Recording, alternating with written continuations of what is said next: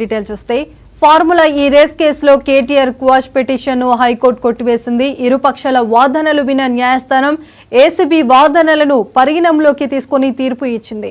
అటు అరెస్టు చేయకుండా ఆదేశాలు ఇవ్వాలన్న కేటీఆర్ లాయర్ వినతి పత్రం తోసిపుచ్చింది. ఇక దీంతో ఏసీబీ ఈడీలకు మాజీ మంత్రిని విచారించేందుకు కోర్టు అనుమతి ఇచ్చినట్లయింది.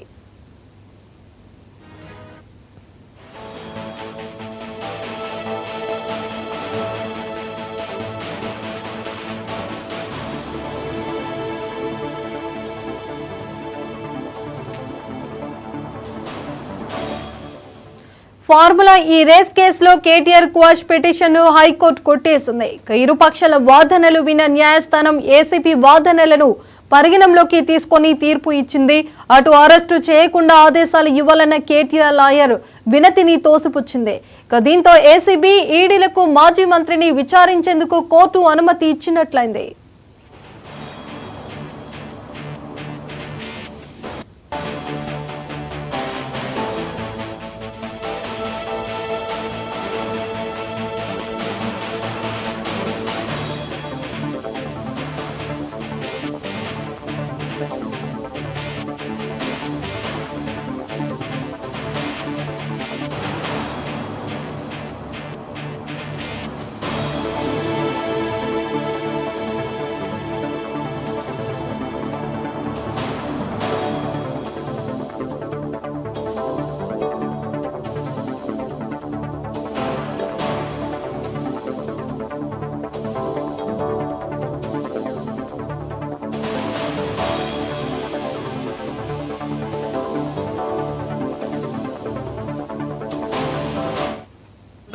నష్టం చేకూర్చినందుకు ఖచ్చితంగా ఆయన శిక్ష అనుభవించాల్సిన పరిస్థితి.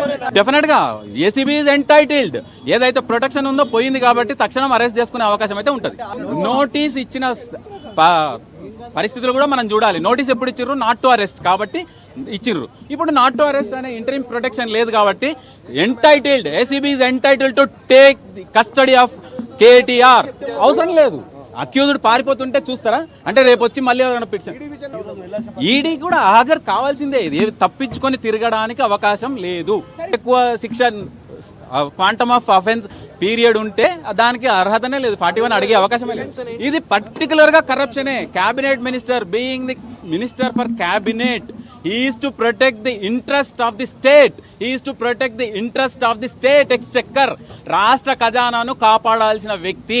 ఒక బ్యాంకర్ చేస్తే కూడా, ఒక బ్యాంక్ మేనేజర్, ఒక బ్యాంక్ ఎంప్లాయీ చేస్తే కూడా 409 అప్లికబుల్ అవుతుంది. అది డెఫినెట్ గా ఆశనిపాతమే. అది చేయకుండా ఉండవలసింది. కేసులు ఎదుర్కొంటున్న వ్యక్తులు ఎవరైనా సరే అక్యూజ్డ్, అనుమానాస్పదంతో ఉన్న వ్యక్తులు మాత్రమే, ఆరోపణలు ఎదుర్కొంటున్న వ్యక్తులు మాత్రమే.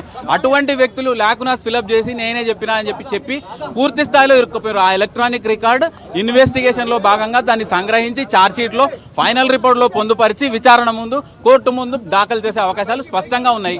That's must be a fatal. రాష్ట్ర ఖజానాను కాపాడకుండా నష్టం చేకూర్చినందుకు ఖచ్చితంగా ఆయన శిక్ష అనుభవించాల్సిన పరిస్థితి. డెఫినెట్ గా ఏసీబీ ఇస్ ఎంటైటిల్డ్. ఏదైతే ప్రొటెక్షన్ ఉందో పోయింది కాబట్టి తక్షణం అరెస్ట్ చేసుకునే అవకాశం అయితే ఉంటుంది.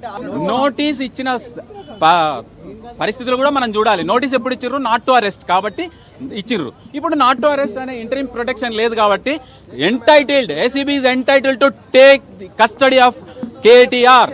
అవసరం లేదు. అక్యూజ్డ్ పారిపోతుంటే చూస్తారా? అంటే రేపు వచ్చి మళ్ళీ పిటిషన్ ఈడీ కూడా హాజరు కావాల్సిందే. ఇది తప్పించుకొని తిరగడానికి అవకాశం లేదు. ఎక్కువ శిక్ష క్వాంటమ్ ఆఫ్ అఫెన్స్ పీరియడ్ ఉంటే దానికి అర్హతనే లేదు. 41 అడిగే అవకాశమే లేదు.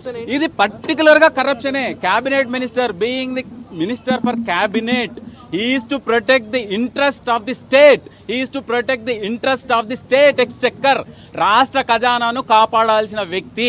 ఒక బ్యాంకర్ చేస్తే కూడా, ఒక బ్యాంక్ మేనేజర్, ఒక బ్యాంక్ ఎంప్లాయీ చేస్తే కూడా 409 అప్లికబుల్ అవుతుంది. అది డెఫినెట్ గా ఆశనిపాతమే. అది చేయకుండా ఉండవలసింది. కేసులు ఎదుర్కొంటున్న వ్యక్తులు ఎవరైనా సరే అక్యూజ్డ్, అనుమానాస్పదంతో ఉన్న వ్యక్తులు మాత్రమే, ఆరోపణలు ఎదుర్కొంటున్న వ్యక్తులు మాత్రమే. అటువంటి వ్యక్తులు లాకునాస్ ఫిలప్ చేసి నేనే చెప్పినా అని చెప్పి పూర్తి స్థాయిలో ఇరుక్కుపోయారు. ఆ ఎలక్ట్రానిక్ రికార్డ్ ఇన్వెస్టిగేషన్ లో భాగంగా దాన్ని సంగ్రహించి ఛార్జ్షీట్ లో ఫైనల్ రిపోర్ట్ లో పొందుపరిచి విచారణ ముందు, కోర్టు ముందు దాఖలు చేసే అవకాశాలు స్పష్టంగా ఉన్నాయి. That's must be a fatal. రాష్ట్ర ఖజానాను కాపాడకుండా నష్టం చేకూర్చినందుకు